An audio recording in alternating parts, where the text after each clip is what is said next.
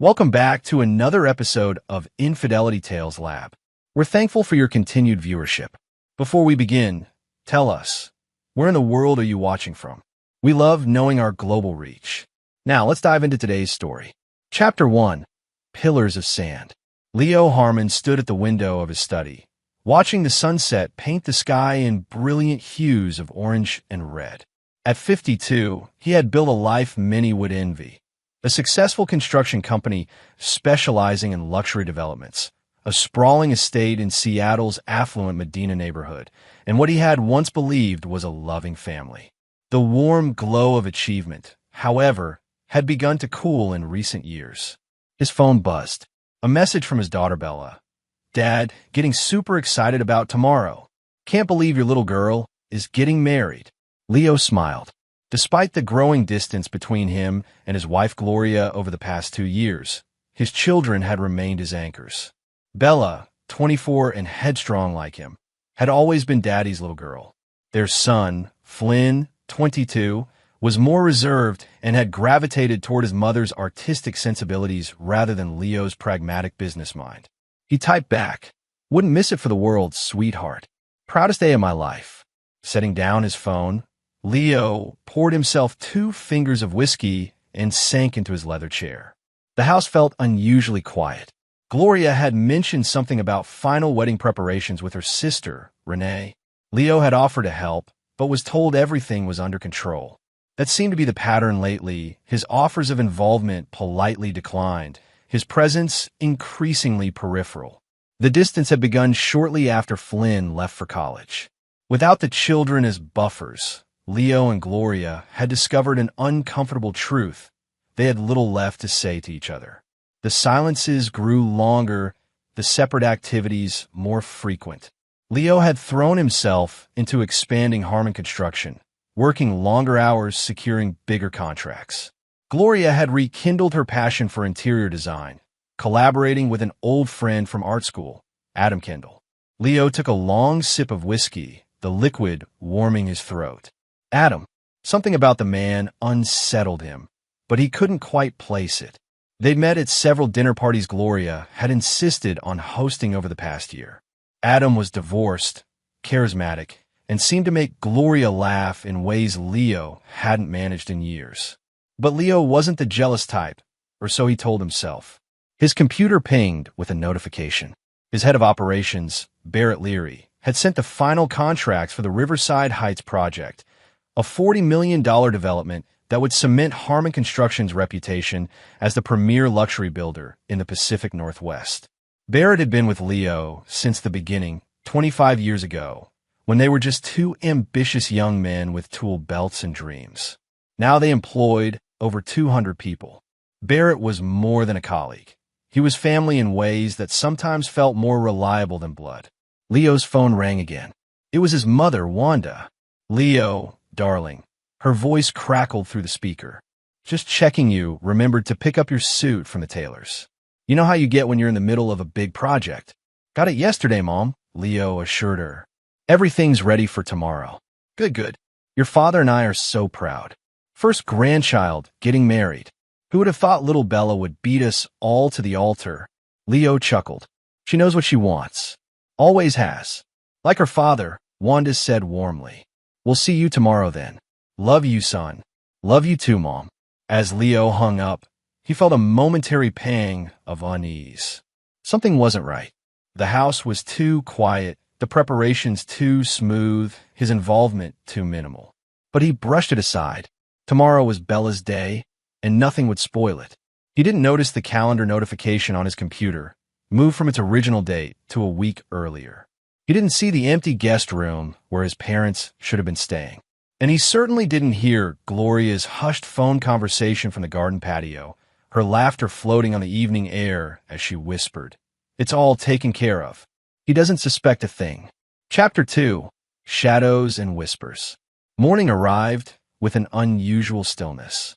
Leo woke early, as was his habit, reaching across the king-size bed to find Gloria's side empty and cold. He checked his watch, 6:15 a.m. Unusual for her to be up before him, especially on such an important day. The smell of coffee drifted up from the kitchen. Leo pulled on his robe and headed downstairs, expecting to find his wife in her typical pre-event flurry. Instead, the kitchen was empty, the coffee pot set on automatic timer. A note sat on the marble island. Had to check on flowers. See you at the venue. Gee, Leo frowned. The ceremony wasn't until 4 p.m., and Gloria had assured him the florist had everything under control. He poured himself coffee, the unease from last night returning like a low-grade fever. His phone buzzed with a text from Barrett. Big day, boss. Want me to pick you up at 2? Sounds good, Leo replied. Thanks for having my back as always. He spent the morning reviewing the Riverside Heights contracts, making notes for Barrett about material suppliers and timelines.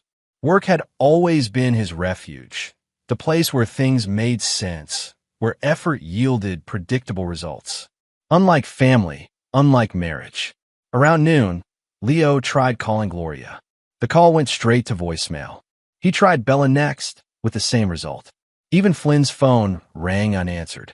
Leo told himself not to worry. Wedding days were chaotic. Signals could be poor at the venue, a converted barn in wine country an hour outside Seattle. He dressed in his tailored suit, a deep charcoal gray that Gloria had once said brought out the silver in his still thick black hair. As he adjusted his tie, Leo caught himself in the mirror.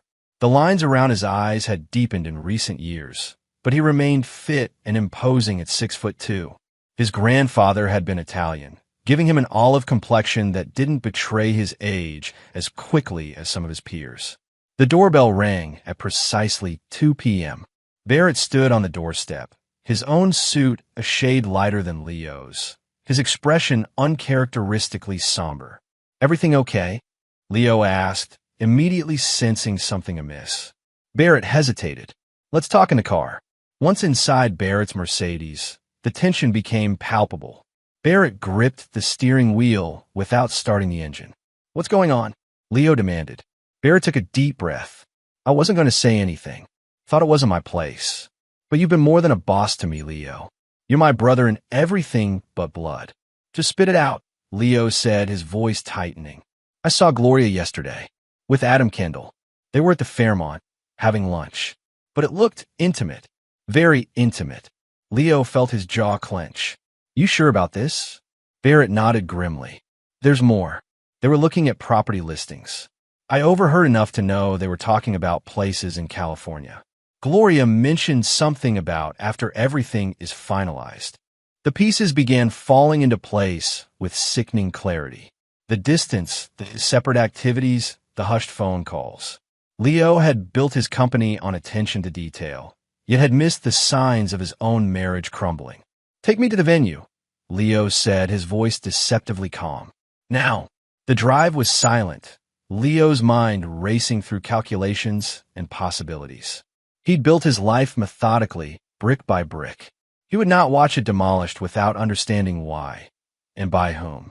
When they arrived at the rustic venue, Whispering Pines Ranch, something seemed off immediately. The parking lot was nearly empty, with only a few maintenance vehicles present. No florist vans, no caterers, no wedding guests. Leo strode toward the main building, a renovated barn with soaring ceilings and exposed beams. The doors were unlocked, but the space was empty. No chairs, no altar, no decorations.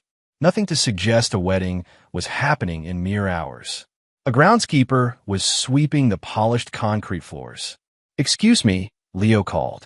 Where is everyone? The Harmon Crawford wedding is today at 4. The man looked confused. Harmon Crawford? That was last weekend, sir. Beautiful ceremony. Leo felt as if the ground had suddenly vanished beneath his feet. That's impossible. My daughter is getting married today. I'm her father. The groundskeeper's expression shifted from confusion to discomfort. I'm sorry, sir. I worked that wedding myself. It was definitely last Saturday. Leo's phone was in his hand before he consciously reached for it. He pulled up Bella's message from yesterday. Dad, getting super excited about tomorrow. The date stamp. He checked the date stamp. The message was from a week ago Friday. With robotic movements, Leo opened his photo gallery. There are no recent pictures of Bella in a wedding dress, no family photos from a rehearsal dinner. His finger hovered over his Instagram app, which he rarely used except to post major family events. Barrett placed a steady hand on his shoulder. Leo, maybe we should. But Leo was already opening the app, already searching for Bella's profile, already scrolling through the flood of images posted 6 days ago. His daughter in a white dress, radiant and beautiful. Gloria in mother of the bride blue, tearing up. Flynn giving a toast, glass raised. Leo's parents flanking the bride, beaming with pride. The entire wedding party, laughing under string lights as dusk settled. And not a single photo with Leo in it. Not one. His phone rang, startling him out of his stunned trance. Gloria's name flashed on the screen. "Where are you?" he answered, his voice unnaturally controlled. "Leo, darling," Gloria sounded surprised. "I'm at home. Where are you?" "I'm at Whispering Pines. For our daughter's wedding." A long pause. Then, "Oh, Leo, you need to come home. We need to talk. About the wedding I wasn't invited to, or about you and Adam house hunting in California." Another silence. "Come home, Leo. Please." As Barrett drove him back to Medina, Leo sat in perfect stillness, like a statue hewn from ice. His mind, normally filled with plans and calculations, had gone terrifyingly quiet. One thought emerged from the silence, crystalline in its clarity. Someone would pay for this. Everyone would pay for this. He just needed time to ensure they paid in full. Chapter 3. Ashes in the Mouth. Leo entered his home with the careful precision of a man crossing a minefield. The grand foyer, with its sweeping staircase and crystal chandelier, suddenly seemed like a movie set, beautiful but hollow, lacking substance beneath the polished surface. Gloria waited in the living room, perched on the edge of the cream-colored sofa they'd purchased on their 15th anniversary. Next to her sat Flynn, looking uncomfortable in pressed chinos and a blue button-down. Across from them, in matching armchairs, were Leo's parents, Walter and Wanda Harmon, their expressions a mixture of guilt and apprehension. No sign of Bella. Or Adam Kendall. "Where's our daughter?" Leo asked, his voice level. Gloria's eyes were red-rimmed, but Leo couldn't tell if it was from tears or lack of sleep. "She and Curtis left for their honeymoon in Bali yesterday. 10 days. Curtis Crawford." The name registered dimly in Leo's mind. Bella's boyfriend of 3 years, a software engineer at some tech company. Seemed like a decent young man the few times they'd met. Now he was Leo's son-in-law, and Leo hadn't even been present to shake his hand at the altar. "Sit down, son," Walter said, gesturing to the empty space beside Gloria. Leo remained standing. "I think I'll stay on my feet for this particular family meeting." Gloria twisted her wedding ring, a 3-carat diamond set in platinum that Leo had upgraded on their 20th anniversary. "We need to explain." "Yes," Leo agreed coldly. "You do." Flynn cleared his throat. "Dad, this isn't easy for any of us." "Quiet," Leo cut him off. "You haven't earned the right to speak yet." Wanda winced. "Leo, please. We're still family." "Are we?" Leo looked around at the faces he'd loved and trusted. Because family doesn't erase someone from a milestone like their daughter's wedding. Family doesn't lie and manipulate. So please enlighten me. What exactly are we? Gloria stood, smoothing invisible wrinkles from her linen pants. The wedding date was moved up because Curtis got a major promotion that requires relocation to Singapore. It was very sudden. We tried to reach you, but you were in Portland for that big contract signing. You weren't answering calls. Leo laughed, a harsh sound devoid of humor. I was in Portland for exactly 6 hours. The rest of the time, I was right here, working from home, completely reachable. Try again. Flynn looked at his shoes. Walter studied his hands. Wanda dabbed at her eyes with a tissue. The truth, Gloria, Leo demanded. For once. Gloria's composure cracked slightly. The truth is that Bella didn't want you there. None of us did.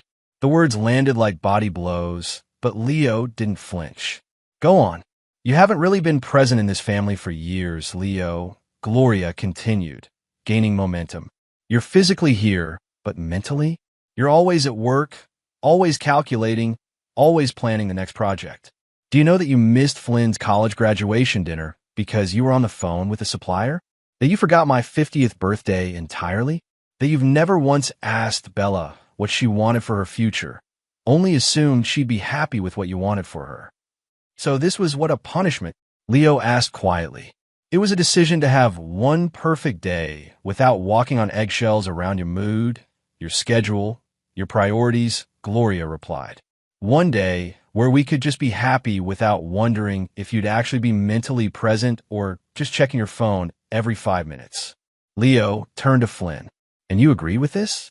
Flynn finally looked up, a mixture of defiance and shame in his eyes. You don't even know what I'm studying in my master's program, Dad. You still think I'm doing business administration. I switched to art history a year ago. And you too. Leo addressed his parents. What's your excuse? Walter sighed heavily. We love you, son, but we've watched you become someone we don't recognize. Someone cold.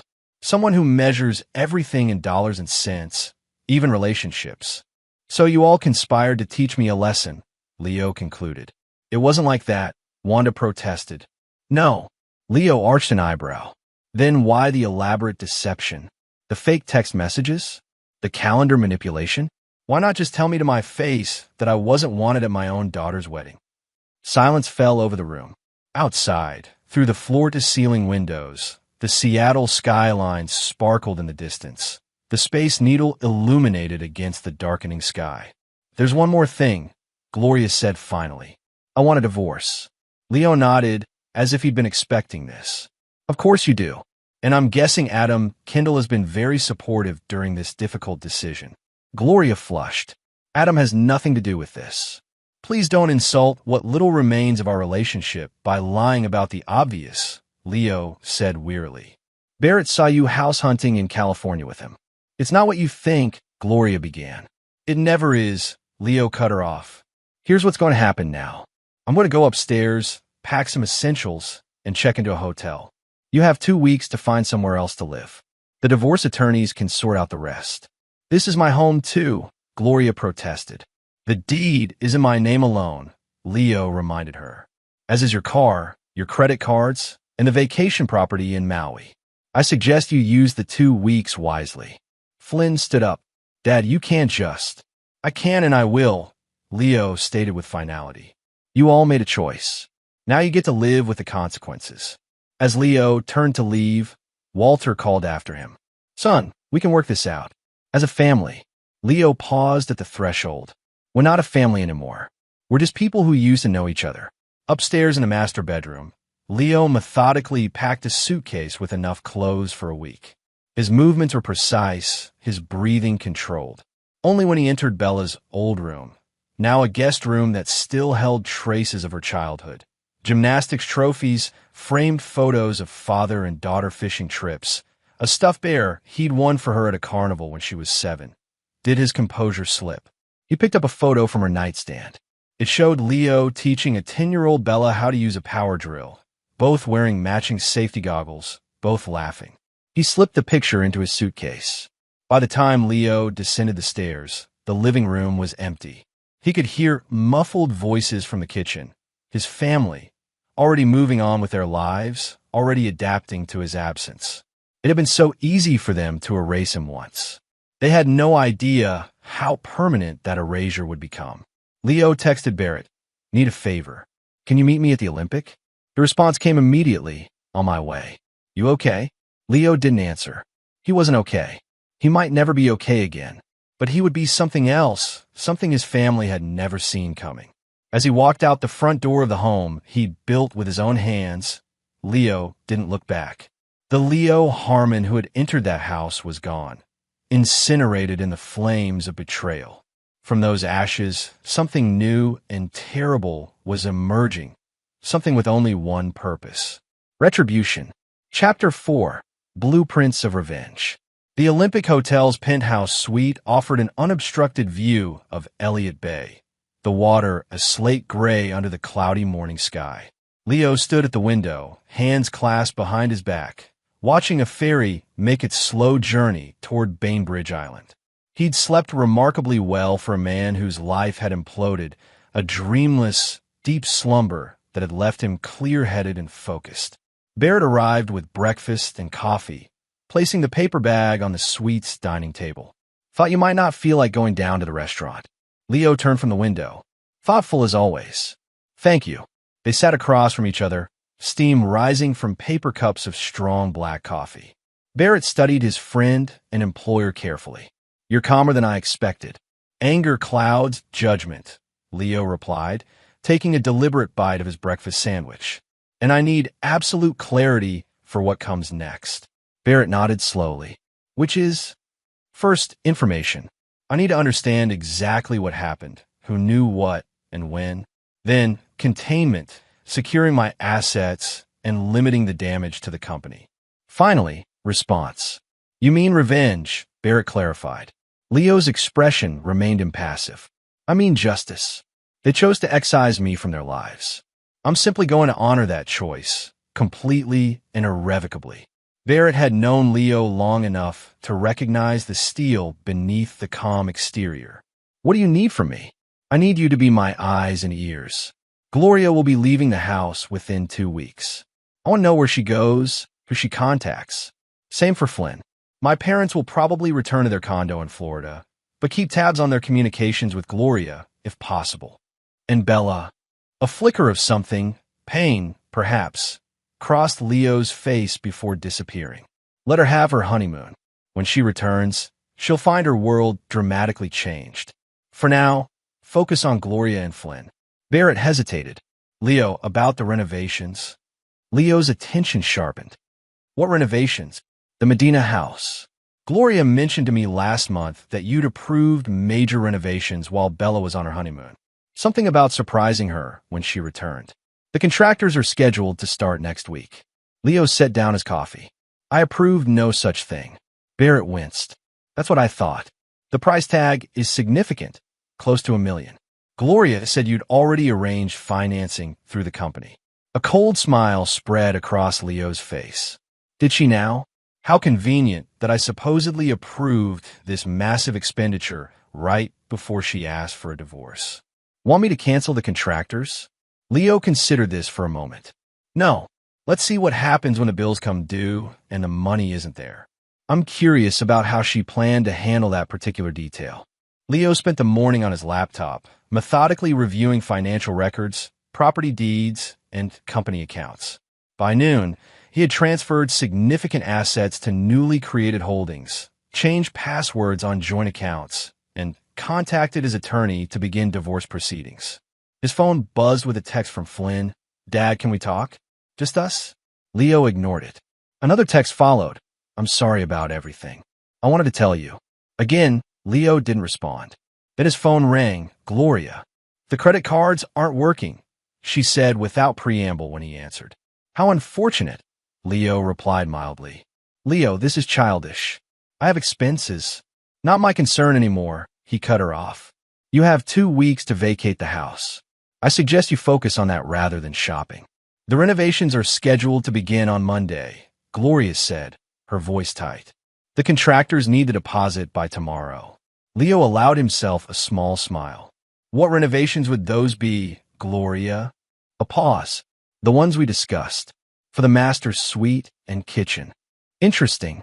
I don't recall this discussion. Leo, this isn't funny. It's a signed contract. Then I suggest you find a way to pay for it, Leo replied. Or cancel it. Either way, it's your problem, not mine. He ended the call and turned to Barrett, who had been listening while reviewing project documents. Phase 1 begins. Now we need to understand what Adam Kendall's role is in all this. Barrett nodded. I've got a friend in commercial real estate who knows him. I'll make some calls.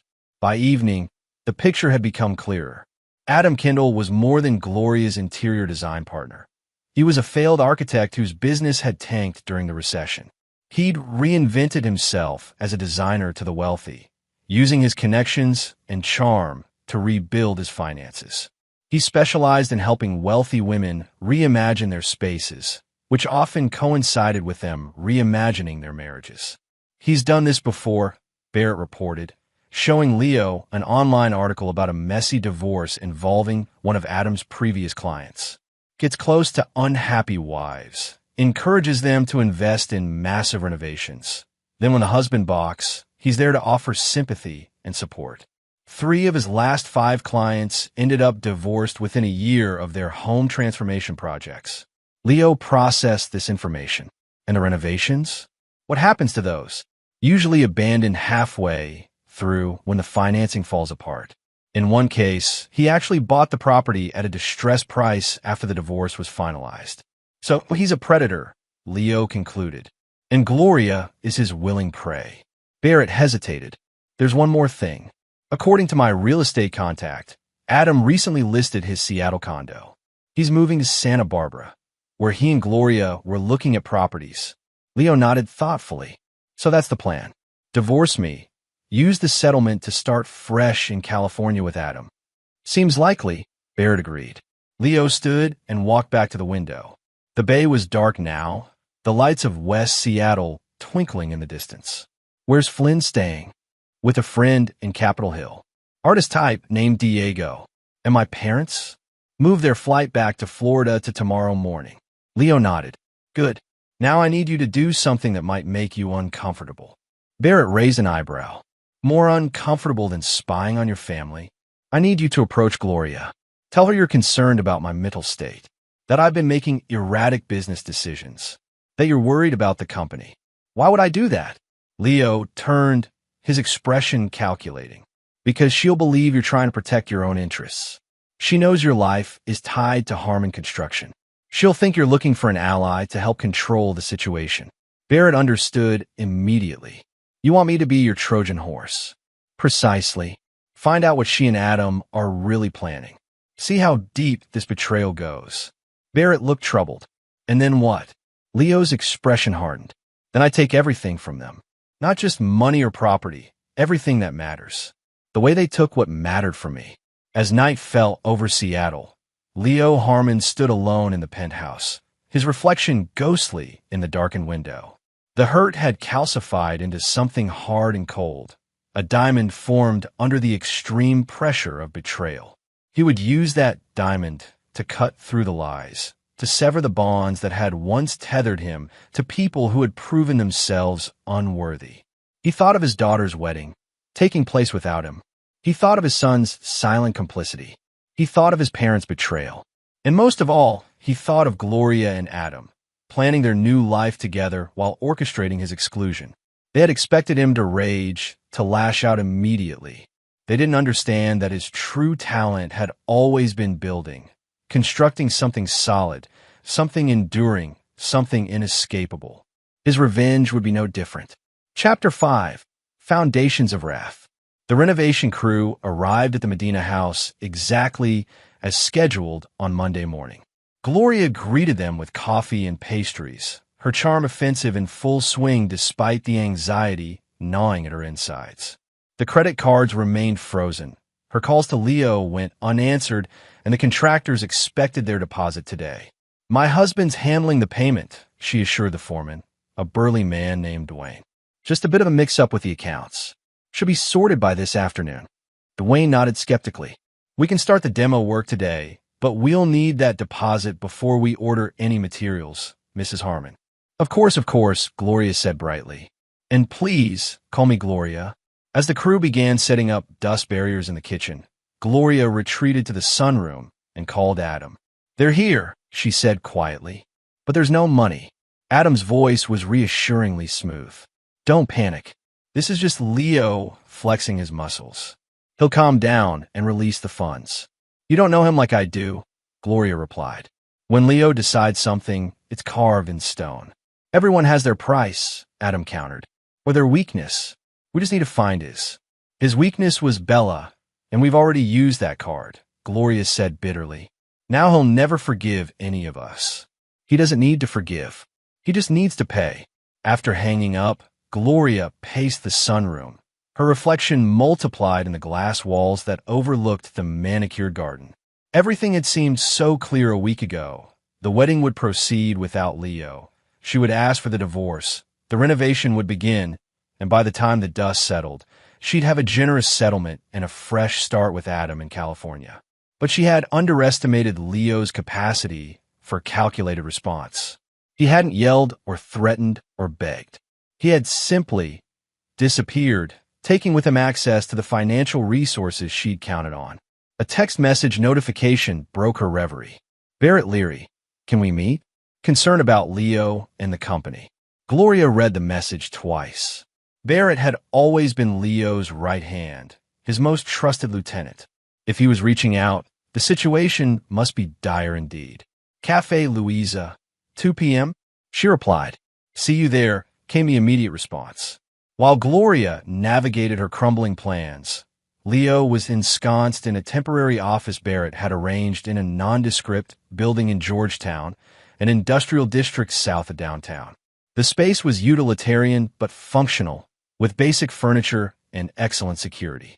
Leo had spent the morning conferring with his attorney, Russell Keene, a razor-sharp divorce lawyer known for representing high-net-worth clients. The good news, Russell said, reviewing documents spread across the conference table, is that Washington is a community property state with some significant exceptions. Your business was established before the marriage and has been maintained as a separate entity. The Medina house, however, would typically be considered community property despite being in your name. Leo nodded. And the renovation contract? Russell frowned. If you can prove you didn't authorize it, she's liable for the debt. But it could get messy. Messy is acceptable. Losing is not. There's something else we need to discuss, Russell said, his expression grave. Your daughter's trust fund. Leo stiffened. When Bella was born, he had established a trust fund in her name, adding to it consistently over the years. It now contained nearly $2 million, with Leo as the trustee until Bella turned 30. What about it? There was an attempt to access it last month. The request was denied because it lacked your signature, but someone submitted paperwork to transfer trusteeship to Gloria. Leo's face darkened. Who submitted the paperwork? Russell consulted his notes. The request came from Walter Harmon, with Gloria as co-signatory. My father, Leo said flatly. My own father tried to remove me as trustee of my daughter's fund. The request included a statement suggesting you were making questionable financial decisions and that the trust needed protection. Leo's laugh was devoid of mirth. How convenient. And when exactly was this filed? 3 weeks ago, shortly before the wedding date change. The pieces were falling into place. This wasn't just about a wedding or a divorce.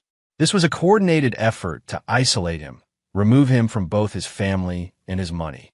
The question was why, and how far they were willing to go. Lock everything down, Leo instructed. Every account, every asset, every property. Nothing moves without my direct authorization. And Russell, find out who else was involved in this attempt. I want names. After Russell departed, Leo turned his attention to the Riverside Heights project, the major development that had been consuming his attention before his world imploded. The contract was signed, the financing secured, but actual construction hadn't begun. An idea began to form, a way to use the project as both shield and sword. His phone buzzed with a text from Barrett. Meeting Gloria at 2. Any specific questions you want answered? Leo thought carefully before responding. Find out who else knows about the trust fund maneuver. And ask about the renovation without revealing you know it's unauthorized. Let her think you might help finance it through the company, if necessary. Barrett's response was immediate. Understood. We'll report back by 4. Leo spent the next hour reviewing the Riverside Heights plans, making notes and adjustments. The project was his company's most ambitious yet, a 60-unit luxury development with commanding views of both the Cascade Mountains and downtown Seattle. If executed properly, it would elevate Harmon Construction to the top tier of development firms on the West Coast. At precisely 2 p.m., Barrett slid into a seat across from Gloria at Cafe Louisa, a quiet establishment known for its discretion and clientele of affluent professionals. Thank you for meeting me, Barrett began, his tone carefully calibrated to convey concern without alarm. Gloria stirred her latte nervously. Of course. You said you're worried about Leo. Barrett nodded gravely. He's making decisions I don't recognize. Pulling money from operational accounts, canceling meetings with major investors, even talking about scrapping the Riverside Heights project entirely. Gloria's eyes widened. Riverside Heights represented years of planning and millions in potential profit. That doesn't sound like Leo. It's not, Barrett agreed. Which is why I'm concerned this divorce situation might be affecting his judgment. The company could suffer irreparable damage. Gloria leaned forward. What exactly are you suggesting, Barrett? I need to stabilize the company while Leo works through this. But I need allies. People who understand what's at stake. And you think I'm such an ally? Gloria asked skeptically. Leo has already frozen me out financially. Barrett looked appropriately sympathetic. Which puts you in a difficult position with the renovation contract, I imagine. Gloria's face tightened almost imperceptibly. You know about that? Leo mentioned it might be a point of contention, Barrett said carefully. A significant financial commitment at an interesting time. It was approved months ago, Gloria insisted. Leo's just being vindictive now. Barrett nodded thoughtfully. The timing is certainly challenging. First the wedding date change, then the divorce announcement, now this renovation issue. The wedding date was Bella's decision, Gloria said defensively. She and Curtis got this incredible opportunity in Singapore, and everything had to be moved up. Leo was simply unavailable. Unavailable, Barrett repeated, despite being home every evening that week. Gloria flushed. It was complicated. Family dynamics you wouldn't understand. Perhaps, Barrett conceded, just as I might not understand the trust fund situation. Gloria froze. What trust fund situation? Barrett affected surprise.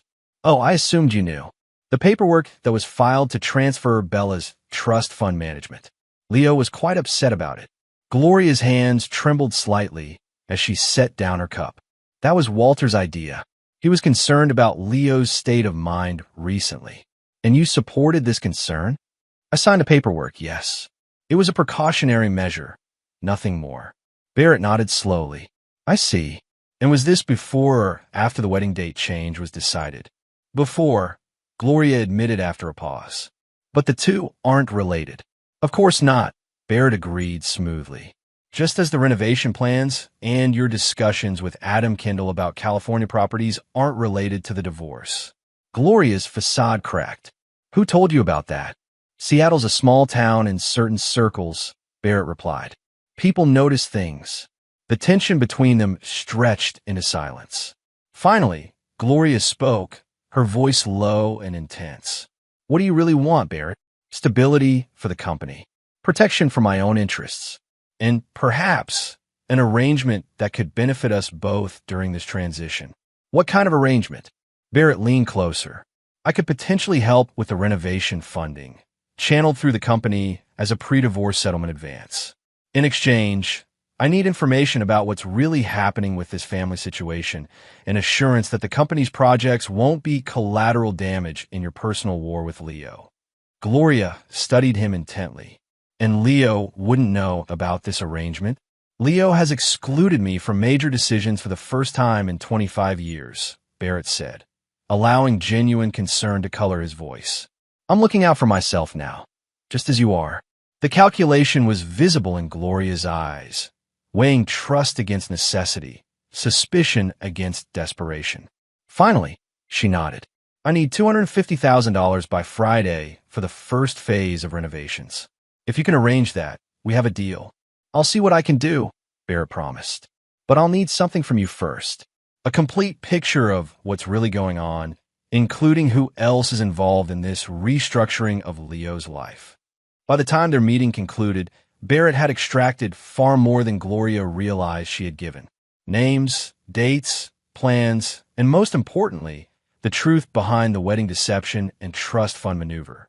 The picture it painted was darker than even Leo had suspected.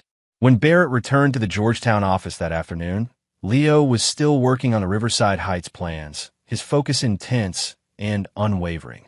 You were right, Barrett announced without preamble. It goes deeper than we thought. Leo looked up, his eyes cold. Tell me, Adam Kendall isn't just Gloria's lover. He's been systematically targeting your family for over a year.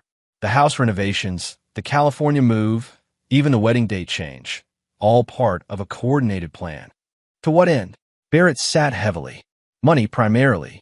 Adam's deeply in debt, gambling problems, failed investments.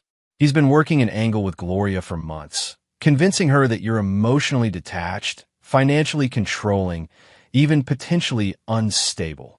And my father's involvement with the trust fund?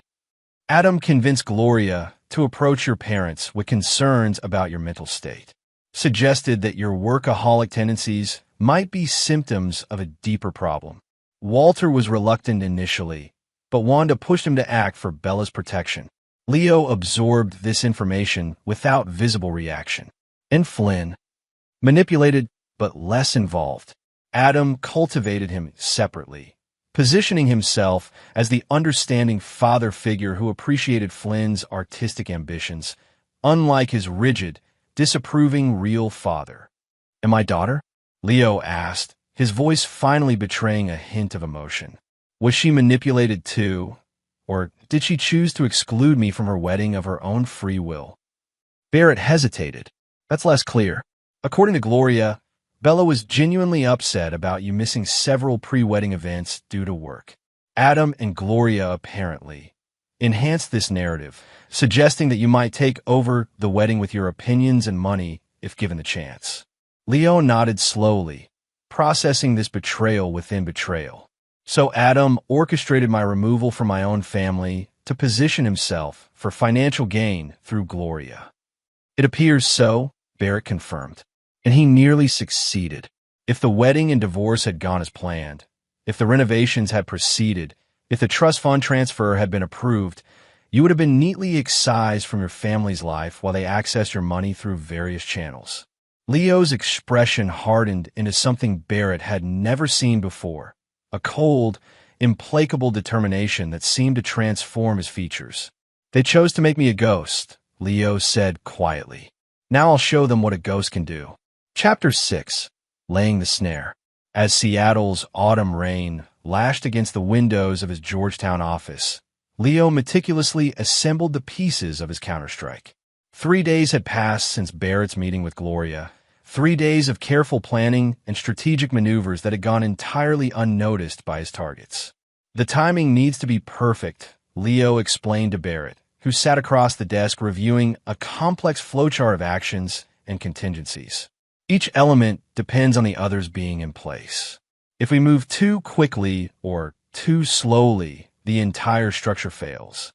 Barrett nodded, studying the diagram. "It's like one of your buildings. Every beam, every support, precisely calculated.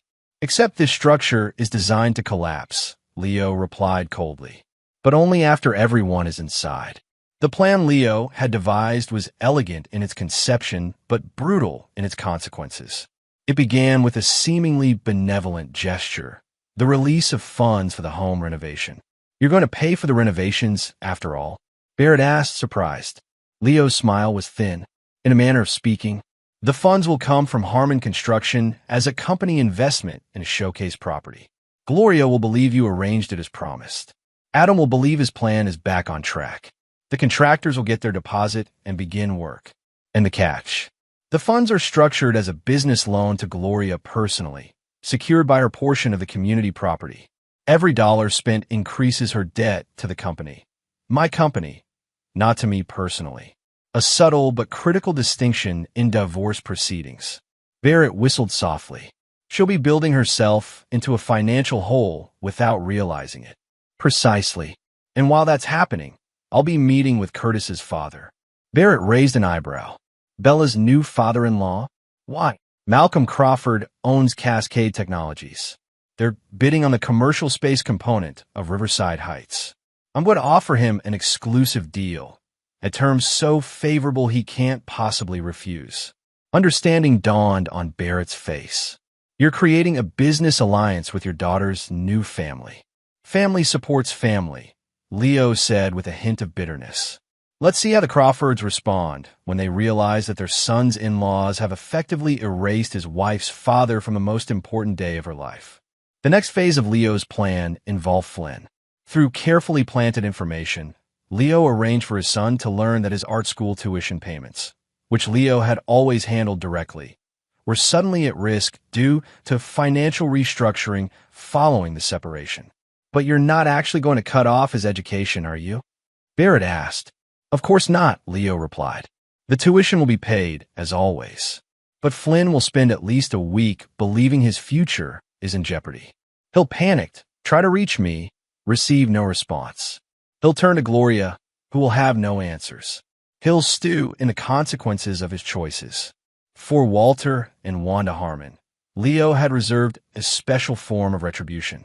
Through Russell, his attorney, he initiated an audit of the family business that had been passed down to Leo years ago, but still provided his parents with a comfortable retirement income. They'll receive formal notice of the audit tomorrow, Leo explained.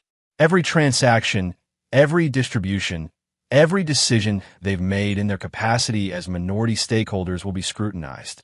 They'll believe it's routine until the auditors begin asking very specific questions about certain decisions made around the time of the wedding and trust fund incident. Barrett looked concerned. You going to financially ruin your own parents? Leo's expression remained impassive. I'm going to remind them that actions have consequences. The audit will find nothing actionable. I've made sure of that. But they'll live with the fear and uncertainty for months. Just as I now live with the knowledge that my own parents conspired to excise me from my daughter's wedding and my granddaughter's trust fund. The most devastating component of Leo's plan, however, was reserved for Adam Kendall. Through a series of shell companies, Leo had begun systematically purchasing Adam's outstanding debts, gambling markers from casinos, personal loans, credit card balances. Where debts couldn't be purchased, new lines of credit were extended through seemingly unrelated entities. By the end of the month, Leo explained, I will effectively own every dollar of Adam Kendall's considerable debt. He won't know it, of course. The collection agencies will continue to operate as normal for now. And later, Barrett asked, later, when everything else is in place, all debts will come due simultaneously. No extensions, no negotiations, no mercy. The final piece of Leo's design targeted Gloria directly. Using Barrett as the conduit, Leo arranged for Gloria to receive an apparently confidential tip about the Riverside Heights project, specifically that environmental concerns had been discovered that might tank the development and, by extension, Harmon Construction's financial future. She'll believe the company is on the verge of collapse, Leo predicted. She'll accelerate her divorce proceedings, trying to secure a settlement before the supposed environmental issues become public knowledge. Which plays right into your hands, Barrett concluded. Directly into the trap, Leo confirmed. Because her attorney will insist on a full valuation of Harmon Construction as part of the divorce. A valuation that will reveal the company is not only solvent, but poised for unprecedented growth due to the Riverside Heights project and the Crawford partnership. Barrett sat back, absorbing the scope of Leo's revenge. What about Bella? You haven't mentioned how she figures into this. Leo's expression softened almost imperceptibly. Bella will return from her honeymoon to find her family in disarray. Her mother facing financial ruin, her brother's education in apparent jeopardy, her grandparents under investigation, and her father, the man she chose to exclude from the most important day of her life, emerging as the wrong party who nevertheless controls everyone's fate. You think she'll understand why you've done this? Understanding isn't required, Leo said quietly. Only recognition of the truth. That choices have consequences, that betrayal begets destruction, that the foundations we build our lives upon must be solid, or everything collapses. As the rain intensified outside, drumming against the windows with increasing fury, Leo turned to a set of architectural drawings. The original plans for the Medina house he had designed and built for his family 15 years earlier. Tell the renovation crew to proceed according to these modified plans, he instructed Barrett, sliding across a sealed envelope. They're to tell Gloria these changes came directly from me as a reconciliation gesture. The alterations look minor, but will require opening up several key walls and structural elements. Barrett took the envelope cautiously. What exactly am I giving them? Leo's smile was cold. The means to destroy the house from within, one renovation at a time. By the time they're finished, the place will be architecturally compromised beyond repair. Beautiful on the surface, rotting underneath. Rather like my marriage. Barrett studied his friend and employer with growing concern. Leo, this is comprehensive. Are you sure this is what you want? Once this is set in motion. It already is in motion, Leo interrupted.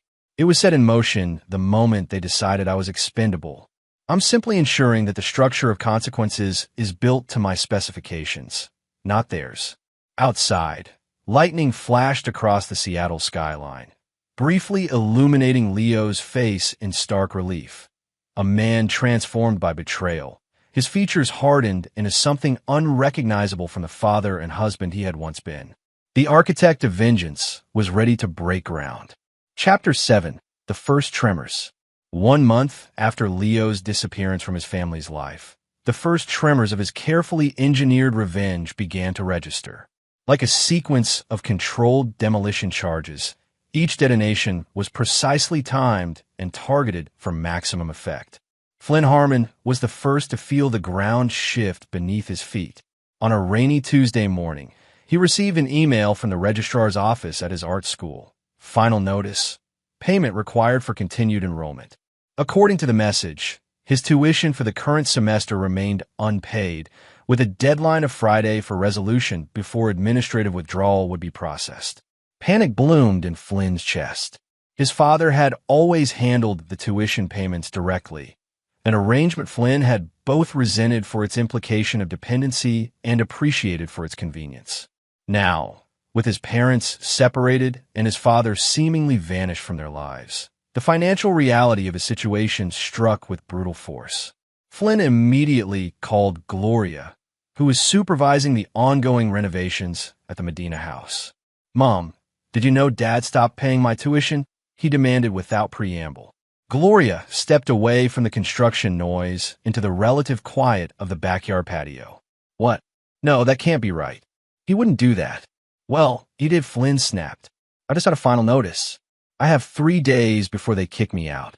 Gloria closed her eyes, feeling the weight of yet another crisis.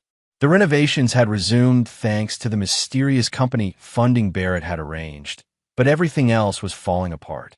The credit cards remained frozen, the divorce proceedings had turned ugly, and now this. "How much is needed?" she asked wearily. $22,000, Flynn replied. "For this semester alone." The sum hung between them like an accusation. Gloria had less than $5,000 in her personal account. All that remained of the cash advances she'd taken before Leo froze the credit cards. "I'll figure something out," she promised hollowly. "Have you tried calling your father?" Flynn's laugh was bitter. "Every day for the past month. He doesn't answer, doesn't return messages. It's like he's dead to us. Or we're dead to him," Gloria murmured. After hanging up, Gloria tried calling Leo herself, reaching his voicemail as expected. Then she called Adam, who had become increasingly distant as the financial complications mounted. "Adam, we have another problem," she began when he answered. His sigh was audible. "What now?" "Leo stopped paying Flynn's tuition. $22,000 due by Friday, or he's out of school." "That's unfortunate," Adam replied carefully, "but not entirely unexpected, given the circumstances." "What's that supposed to mean?" "It means you all made a decision to exclude Leo from a significant family event. Actions have consequences, Gloria." She felt a chill at his tone. "I thought you understood why we did that. You encouraged it, if I recall correctly." "I offered perspective based on what you told me about Leo's emotional disengagement," Adam corrected. "The decision was ultimately yours and your family's." The subtle distancing wasn't lost on Gloria. "But you're saying we deserve what's happening?" "I'm saying we need to be realistic about the situation. Leo is clearly methodically responding to what he perceives as betrayal. My concern is how far he's willing to go." "What about the house in Santa Barbara?" Gloria pressed. "Is that still happening?" Adam paused. "Let's focus on getting through the current situation before making additional plans. I need to go. I have clients waiting." As Adam ended the call, Gloria stood alone on the patio, watching the renovation crew gut what had once been her perfect kitchen. The house that had been her haven was now unrecognizable. Walls removed, floors torn up, dust everywhere. Much like her life. Inside, the renovation foreman, Dwayne, was reviewing the modified plans that had arrived via Barrett last week. The changes were extensive despite being presented as minor adjustments. removing a load-bearing wall to open up the space, relocating plumbing fixtures for better flow, rewiring significant portions of the house for smart home integration. Mrs. Harmon, Dwayne called as Gloria re-entered. We need to discuss these structural changes. They're more complicated than initially presented. Gloria waved a dismissive hand. Just follow the plans. My husband is paying for this. We might as well get everything done properly. Dwayne frowned. These modifications will add at least 3 weeks to the timeline and significantly increase the budget. Fine, Gloria said tiredly. Just do it. Send the revised estimates to Barrett Leary at Harmon Construction. As Gloria navigated her domestic crisis, across town in a sleek downtown office building, Walter and Wanda Harmon sat uncomfortably across from a team of forensic accountants. The audit of the family business had expanded beyond routine review into what felt increasingly like a criminal investigation. Could you explain again the purpose of these distributions? Asked the lead auditor, a severe woman named Collins, pointing to a series of transactions from the previous year. Walter shifted nervously. Those were standard retirement distributions, part of my compensation package when I transferred majority control to Leo. And these transfers to the Harmon family trust occurred when, exactly? Wanda cleared her throat. Approximately 3 weeks before our granddaughter's wedding. The same time period during which you attempted to remove Leo Harmon as trustee of Isabella Harmon's trust fund, correct? Walter's face flushed. That was a precautionary measure based on concerns about our son's judgment at the time. Collins made a note. Yet you continued to accept distributions authorized by the same son whose judgment you claimed to distrust. That was different, Wanda protested. We never questioned Leo's business acumen, only his emotional availability to his family. I see, Collins replied, her tone making it clear she didn't see it all. We'll need complete documentation of all conversations regarding both the trust fund matter and these distributions. Emails, texts, notes from phone calls, everything. As the auditors continued their methodical dismantling of the Harmons' financial lives, Walter leaned toward Wanda and whispered, Leo is behind this. He's punishing us. For what? Wanda whispered back. Loving our granddaughter? Trying to protect her future. Walter's expression was grim. For choosing sides. For forgetting that Leo was our child long before Bella was our grandchild. Meanwhile, in a tastefully appointed conference room with views of Elliott Bay, Leo sat across from Malcolm Crawford, Curtis's father and CEO of Cascade Technologies. The two men had been engaged in negotiations for over an hour, their conversation moving from careful formality to increasing warmth. I have to say, Leo, these terms are exceptionally favorable, Malcolm remarked, reviewing the proposal for Cascade's exclusive rights to the commercial spaces in Riverside Heights. Almost too favorable. What's the catch? Leo smiled pleasantly. No catch, Malcolm. I believe in building relationships, not just buildings. Our children have united our families. This is simply good business that recognizes that new reality. Malcolm nodded thoughtfully. Curtis speaks very highly of Bella. They seem genuinely happy together. I'm glad to hear it, Leo replied, his expression revealing nothing of the pain beneath. Family is everything, after all. Which reminds me, Malcolm said, setting down the contract.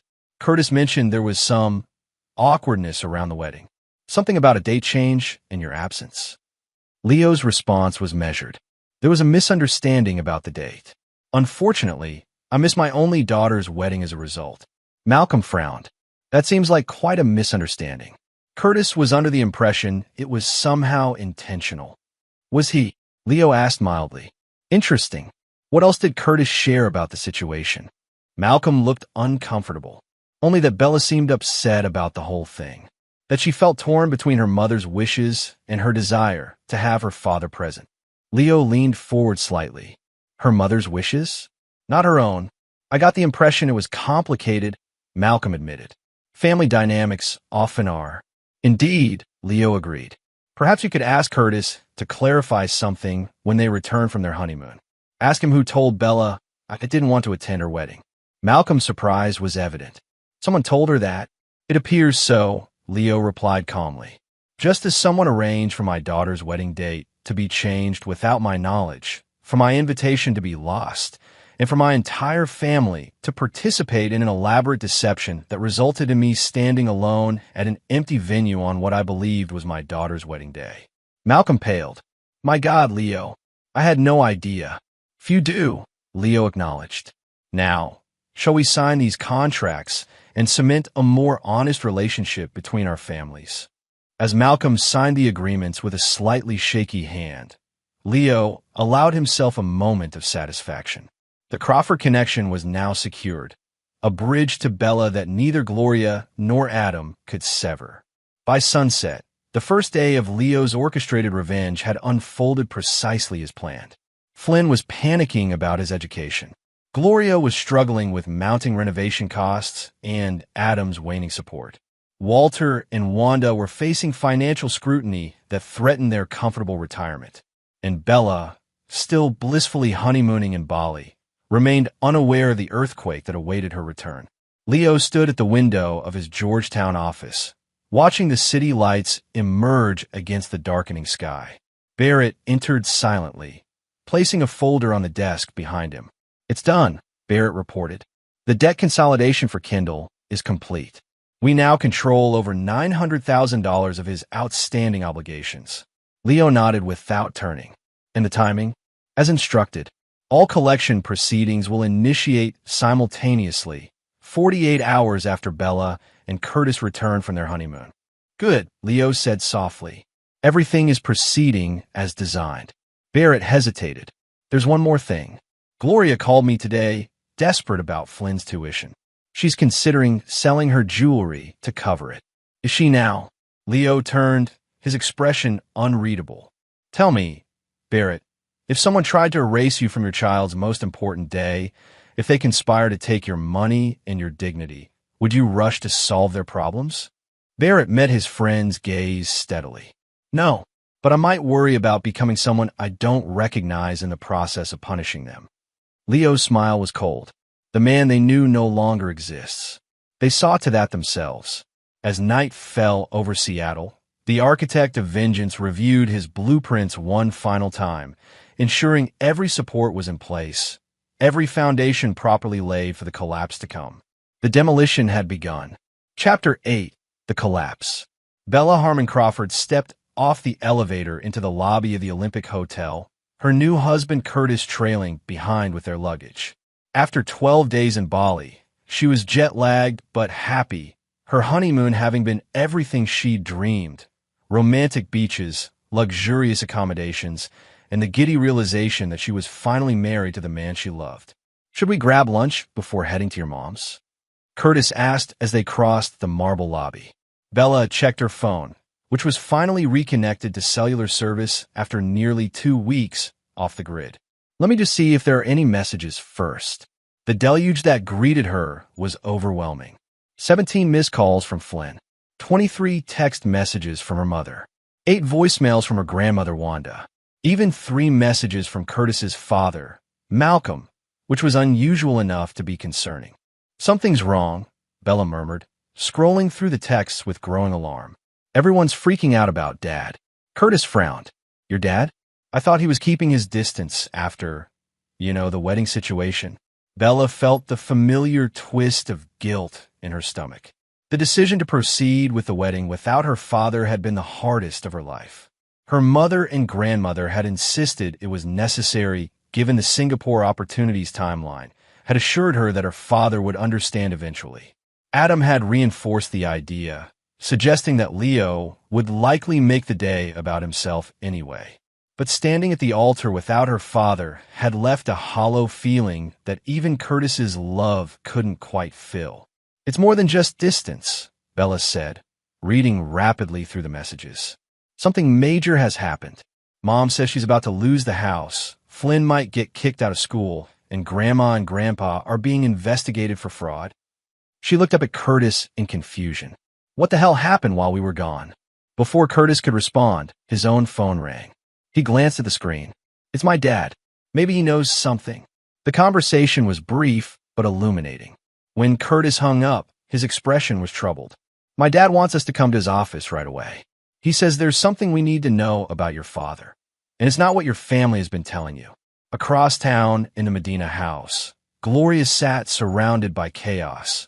Both the physical disorder of the ongoing renovations and the financial disaster unfolding on her laptop screen.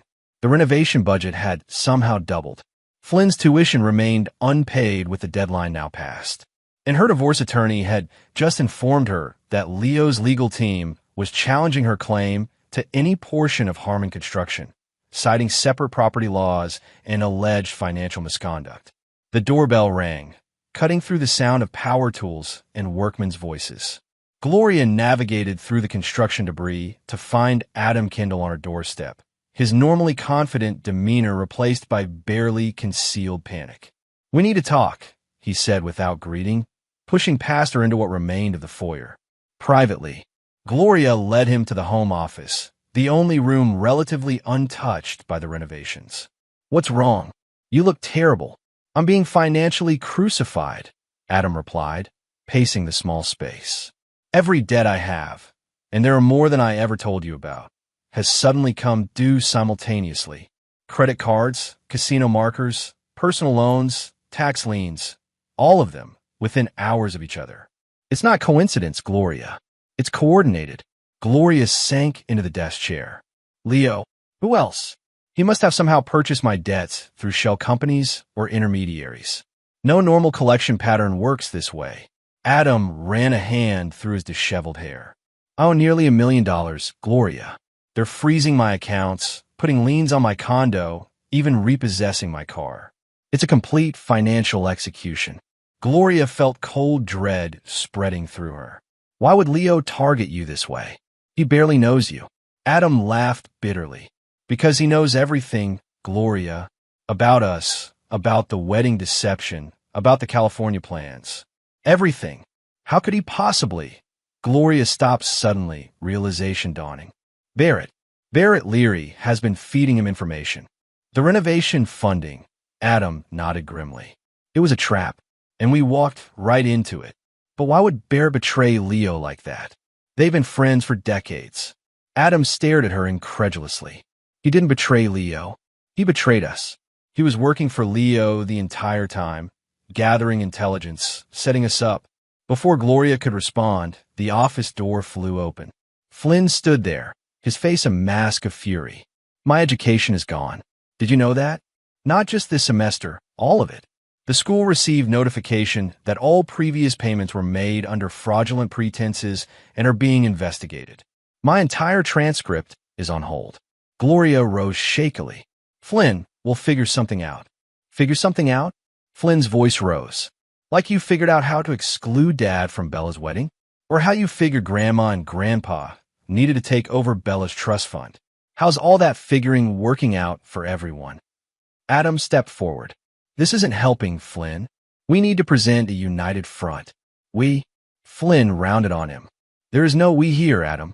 You're just a guy who helped my mother blow up our family for your own benefit. At least that's what Grandpa finally admitted when the investigators started asking specific questions about your involvement." Gloria paled. "What are you talking about? What investigators?" "The forensic accounting team that's been tearing apart Grandma and Grandpa's finances for weeks," Flynn explained furiously. "They finally broke down and told me everything. How Adam suggested they try to take control of Bella's trust fund. How he convinced Mom that Dad was emotionally unsafe around us. How he orchestrated this whole disaster." Adam's face hardened. "Your mother made her own choices. We all did, based on what you told us." Flynn shouted. "Based on your lies about Dad's mental state, about his intentions, about everything." The confrontation was interrupted by the arrival of Dwayne, the renovation foreman, looking grim. "Mrs. Harmon, we have a serious problem. The structural changes in the modified plans. They've compromised the integrity of the entire east wing of the house. We just found significant foundation damage that wasn't visible until we opened up the walls." Gloria stared at him. "What are you saying?" "I'm saying the house is becoming structurally unsound," Dwayne explained. "These modifications your husband insisted on, they've essentially created a slow-motion demolition. Every wall we remove according to these plans weakens another supporting element. That's impossible, Gloria whispered. Leo designed this house himself. He would never. He would if he wanted to destroy it without ever swinging a hammer himself. Flynn said quietly. Don't you see, Mom? He's dismantling everything. The house, your finances, your relationship with Adam, my education, Grandma and Grandpa's retirement. And he's doing it using our own actions against us. As the implications sank in, Gloria's phone rang. It was Bella. Mom, we need to talk. Curtis and I are with Malcolm Crawford, and I've just learned what really happened with Dad in the wedding. In the sleek offices of Cascade Technologies, Leo sat across from his daughter for the first time since the wedding betrayal.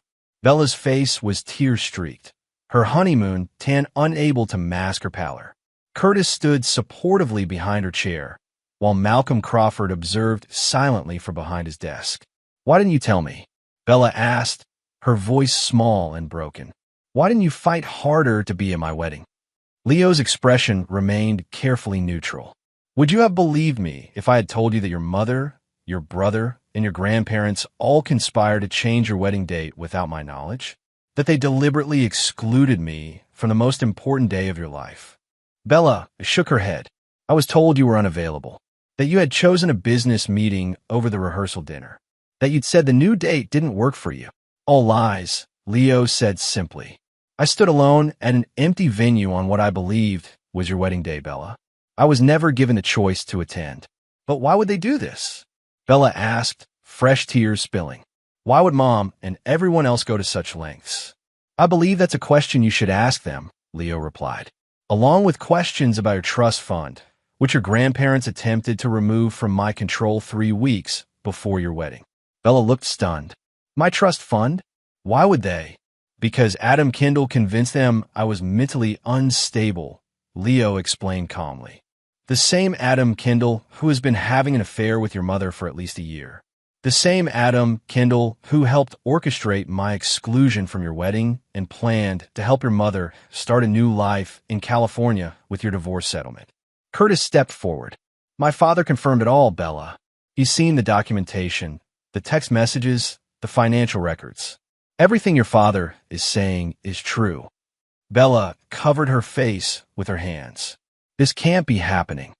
I'm afraid it is, Leo said, his tone softening slightly. And there's more. Your mother's renovation project?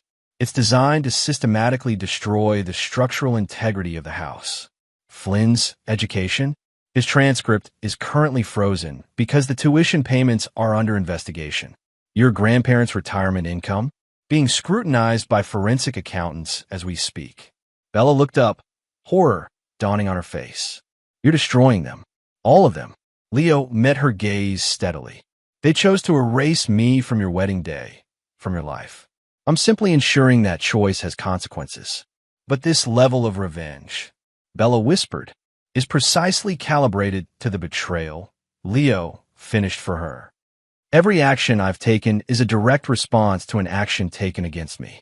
The difference is that I'm acting openly, while they operated through deception and manipulation.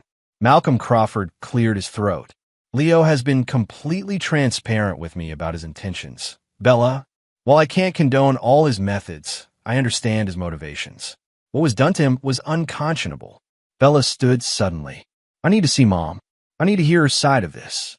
Of course, Leo nodded. That's your right. But before you go, there's something you should know. Despite everything, your trust fund remains intact and under my protection.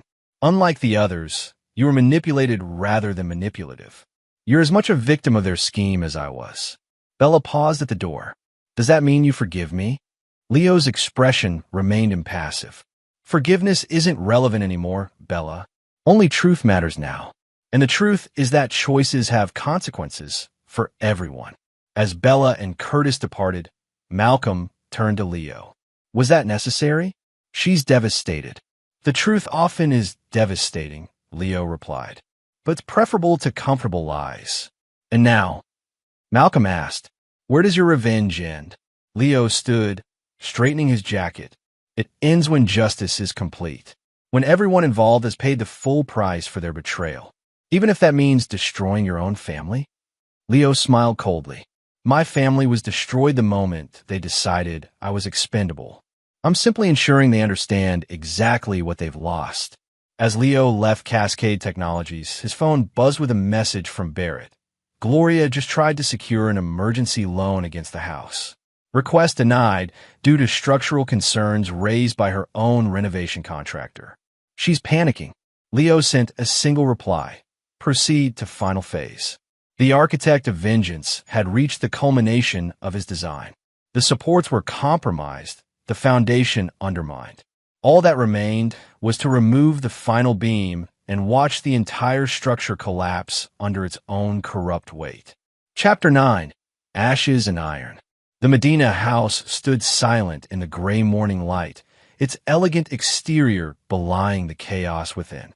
Yellow caution tape cordoned off the east wing, where structural engineers had confirmed what Dwayne the foreman had discovered. The renovations had fatally compromised the home's integrity. Remediation would cost more than the original construction. Inside the untouched West Wing living room, the remnants of the Harmon family gathered like survivors of a natural disaster. Gloria sat rigid on the edge of the sofa, her normally perfect appearance disheveled after days of crisis. Flynn paced by the windows, occasionally checking his phone for updates on his academic situation. Walter and Wanda Harmon occupied matching armchairs, looking older than their years, the stress of the financial investigation evident in their posture and expressions. Adam Kendall was conspicuously absent, having disappeared the previous day after learning that his condo had been foreclosed upon and his design business assets frozen. Bella stood by the fireplace, Curtis's supportive presence beside her. The honeymoon tan had faded from her face, replaced by the pallor of shock and disillusionment. "He'll be here soon," Bella said to no one in particular.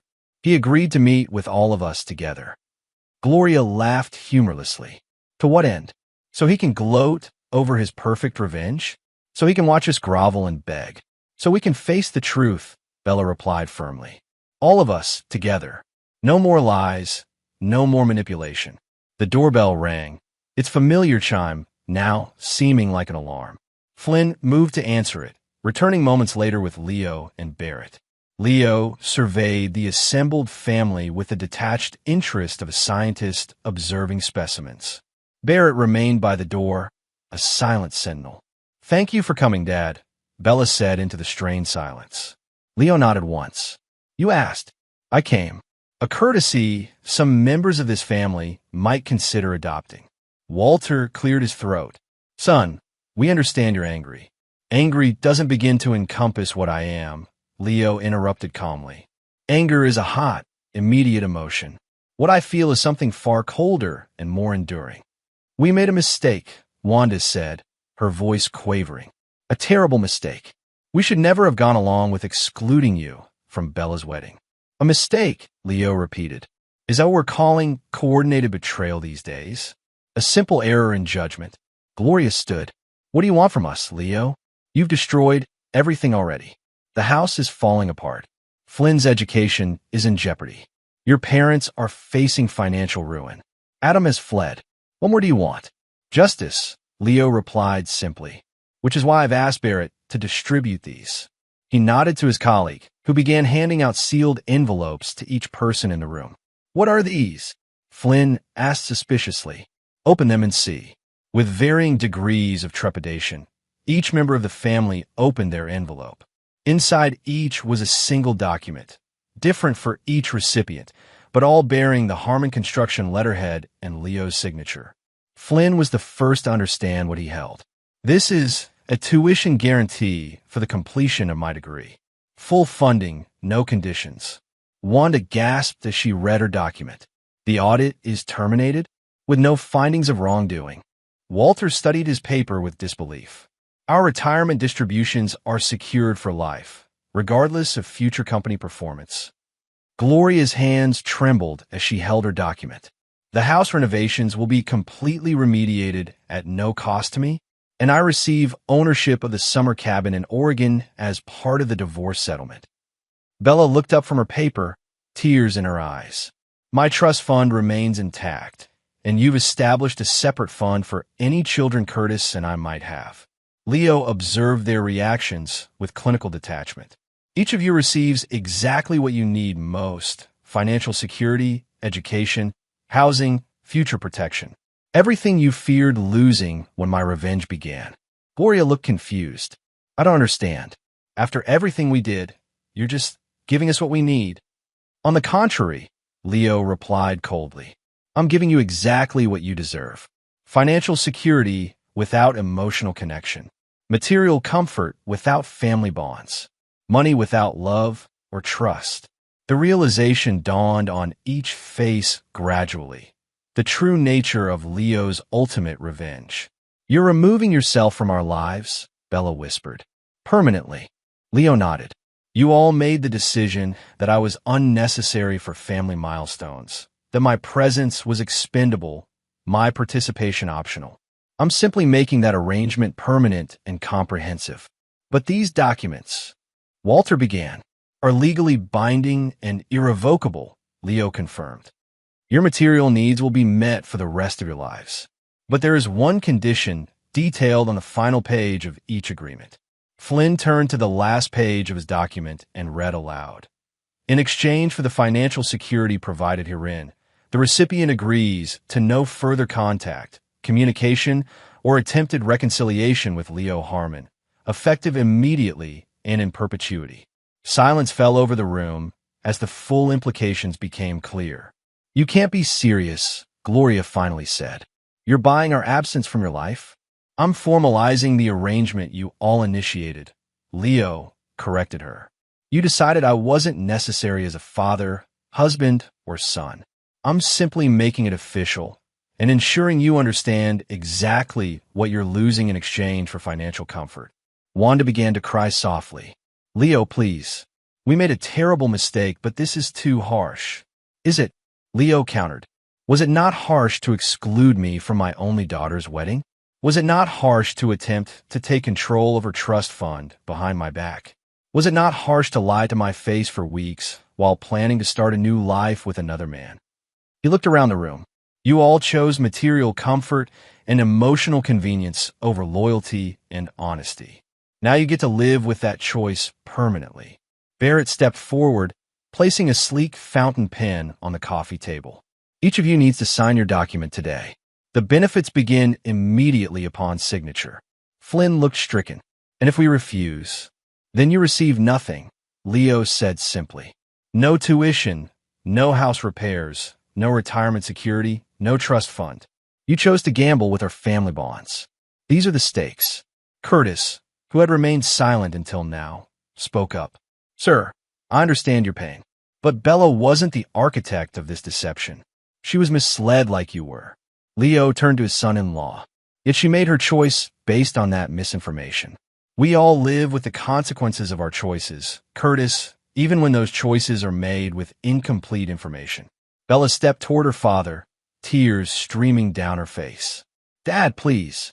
I know we hurt you terribly. I will regret excluding you from my wedding for the rest of my life.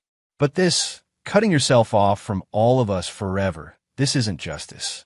It's self-punishment, too. For the first time, a flicker of emotion crossed Leo's face. Perhaps, but it's the only path forward I can see. Gloria approached her husband, soon-to-be ex-husband, with a dignity she had struggled to maintain throughout the crisis. You never were one for half measures, Leo. You built our life together brick by brick, and now you're dismantling it with the same thoroughness. She picked up the pen.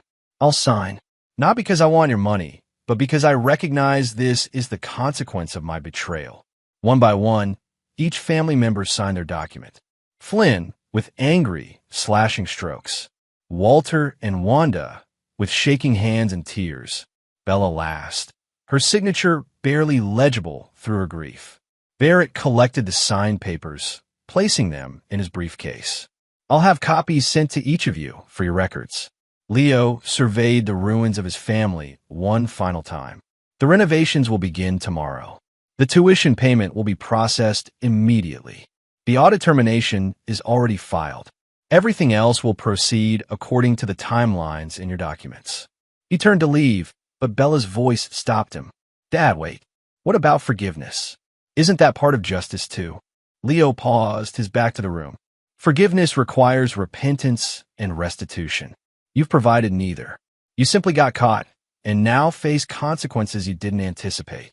So, there's no chance for reconciliation? Ever? Flynn asked, his earlier anger now tempered with dawning loss. Leo turned slightly.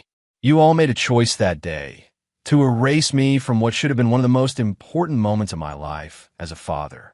Now I'm making mine, to accept that erasure and make it complete. Leo, please, Gloria tried one last time. 30 years of marriage. 2 children together. Doesn't that count for anything? It counted for nothing when you decided to exclude me from our daughter's wedding, Leo replied coldly. When you plotted with Adam Kindle to take my money and start a new life. When you lied to my face day after day. He looked around the room. Each of you chose comfort over honesty, convenience over loyalty, easy lies over difficult truth. These agreements merely formalize what you already decided. With that, Leo turned and walked out, Barrett following after a brief nod to the assembled family. The front door closed with a quiet click that sounded like the final period on the end of story. In the silent living room, the Harmon family faced each other as strangers united only by the ashes of what they had burned. Bella was the first to speak. What have we done? No one had an answer. Outside, Leo settled into the passenger seat of Barrett's car. The overcast sky had begun to clear, rays of sunlight breaking through the clouds over Lake Washington. Are you sure about this? Barrett asked quietly as he started the engine. It's a high price to pay for justice. Leo watched his former home recede in the side mirror. They made their choice when they decided I was expendable. I'm simply honoring that decision. And Bella? She was manipulated by the others. She made her choice, Leo repeated, his voice devoid of emotion. Now she lives with it, just as I live with mine. Barrett nodded slowly. Where to now? Leo turned away from the window. Riverside Heights. We have a building to construct. As they drove toward the future Leo had designed, one built on the ashes of betrayal but forged with iron determination. He felt no joy in his victory, no satisfaction in his revenge. Only the cold certainty that, like every structure he had ever built, this one too would stand the test of time. Unforgiving, unyielding, and utterly complete. And there you have it. Another story comes to an end. What did you think? I'd love to hear your thoughts in the comments below. If you enjoy this story, consider joining our community by subscribing. It means the world to us. For more stories like this one, check out the recommended videos on screen. And I'll see you there.